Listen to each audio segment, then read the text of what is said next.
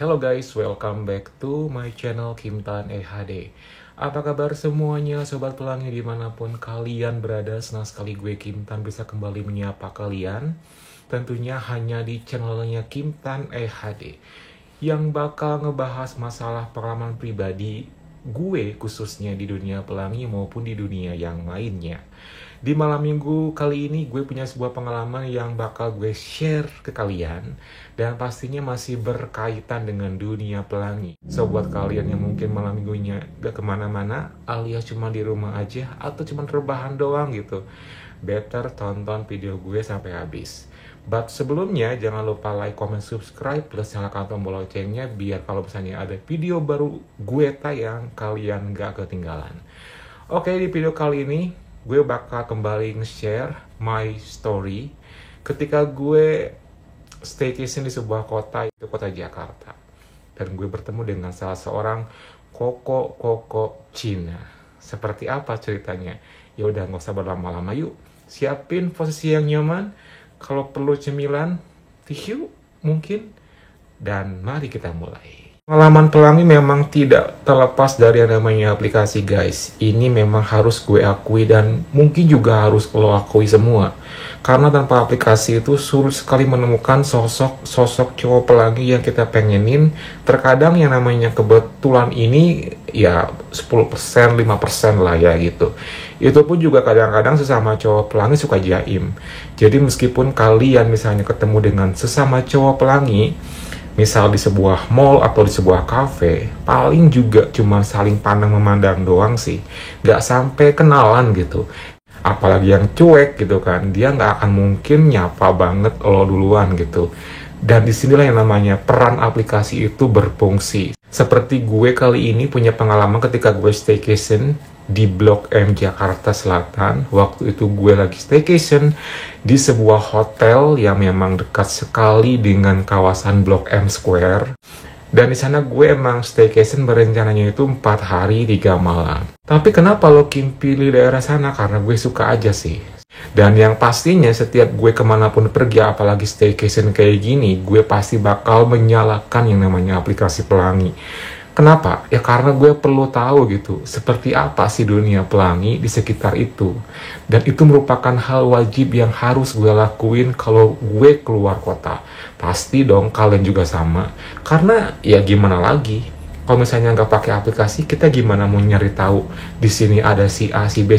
Semua itu bakal ketahuan lewat aplikasi. So, inilah mungkin saatnya gue untuk mencari tahu sosok-sosok baru di daerah Blok M waktu itu.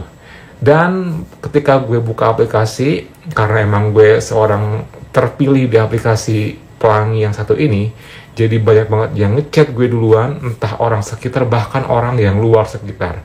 Dan jujur li, gue sangat memprioritaskan dulu orang yang sekitaran doang. Karena biar apa? Biar bisa ketemuan gitu. Tepatnya waktu hari itu sore hari, tiba-tiba ada yang ngechat gue dengan akun yang memang terlihat tidak begitu jelas ya. Mengenakan foto profil yang tidak menunjukkan muka, which is kayak ngebuat gue tuh ini kayaknya akun yang malas banget buat gue balas sebenarnya sih awalnya gitu. Cuman ya karena gue kan emang lagi iseng juga pengen ngebalasin one by one siapa yang ngechat gue waktu itu. Jadi oke lah gue bales. Ternyata ketika dia chat pertama kali say hi ke gue, tanpa gue mintai foto, dia langsung kirim fotonya. Ya udah, ketika gue lihat dari fotonya sih, wow, kok Chinese gitu ya. Karena memang ya orang Chinese sih. Gue udah bisa nebak gitu, dari fotonya juga udah kelihatan banget.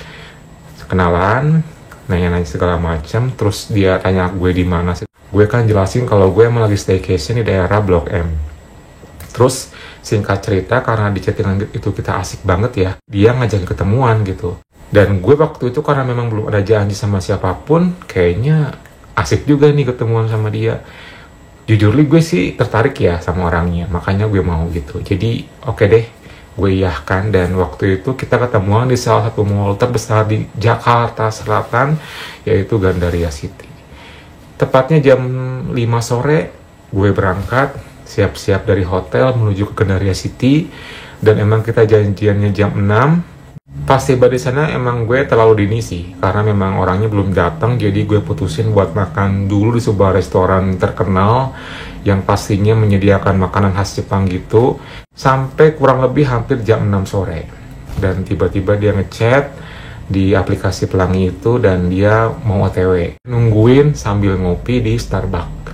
Setelah makan, ke Starbucks dan gue langsung pesan minuman dan sambil nunggu dia ya gue main handphone gitu kan.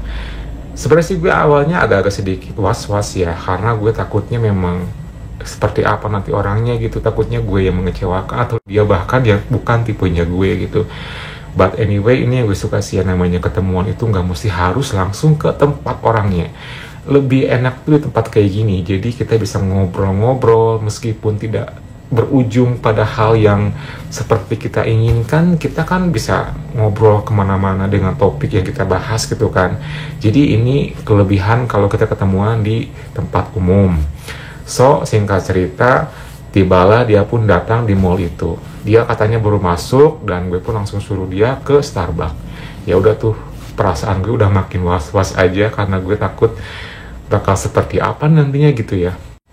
Pas tiba-tiba dia udah nyampe tuh, karena emang gue duduknya agak pojok ya, emang sengaja gitu kan, karena emang waktu malam hari itu agak sedikit rame.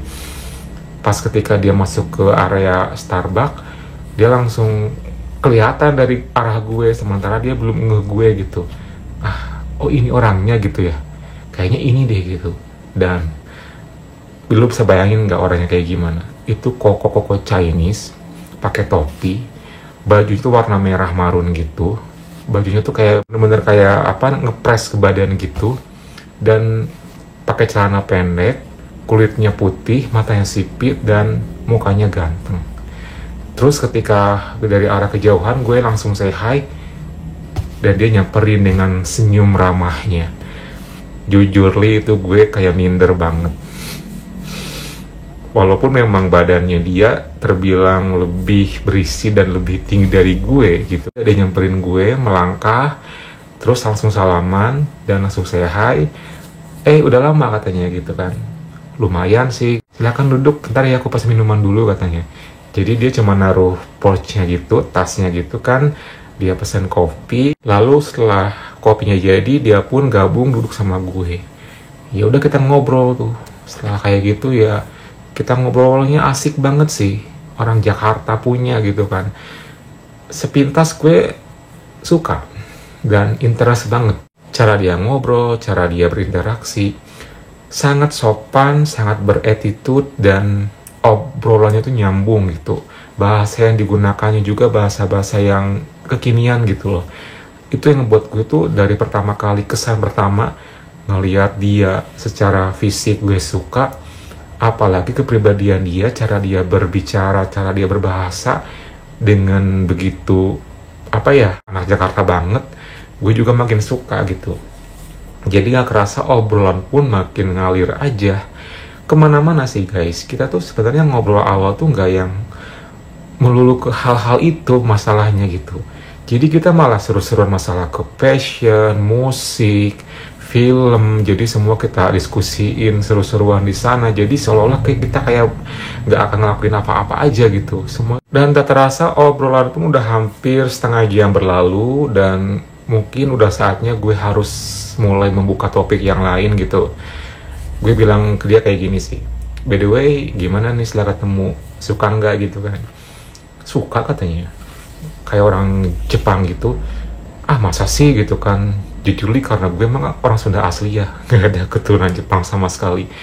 Seriusan katanya. Terus dia bilang, habis dari sini mau kemana nih? Terserah sih gitu kan. Gimana kalau kita ke hotel aja yuk katanya. Ke hotel? Mau ngapain emang gitu? Ya kita ngobrol juga di sana gitu kan, kayak pillow talk gitu.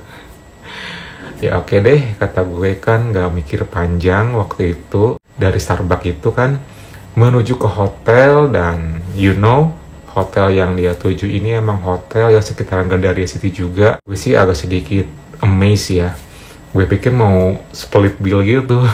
Ya intinya sih gue sangat berkesan lah setelah dari awal, kedua, ketiga ini gitu kan, orangnya udah ramah, baik, dan juga royal. Ketika udah beres check-in, lalu gue pun diajak ke kamar yang udah dikasih sama pihak hotel dan ada di lantai 8. Kita naik lift, pas nyampe lift, terus kita pun langsung mencari kamar yang kita tuju dan tibalah kita di depan kamar. Ya semuanya setelah kayak gitu, di sana terjadi sesuatu hal yang sangat manis sekali sih sebagai pembukaan menurut gue gitu. Apaan tuh Kim? Ya pembukaan yang manis gitu, yang manis gitu. Setelah kayak gitu kita ngobrol lagi, tapi obrolannya tuh lebih kayak yang awalnya kita di Starbucks itu kan lebih asik ngomongin topik-topik yang memang sesuai dengan hobi kita. Ketika di dalam hotel itu kita ngobrolnya lebih kayak ke hal-hal pribadi dan sampai pada momennya dimana gue dan dia ini gak bisa bersabar lagi. Ya setelah itu obrolan-obrolan itu kan membuat gue dan akhirnya memulainya gitu loh guys.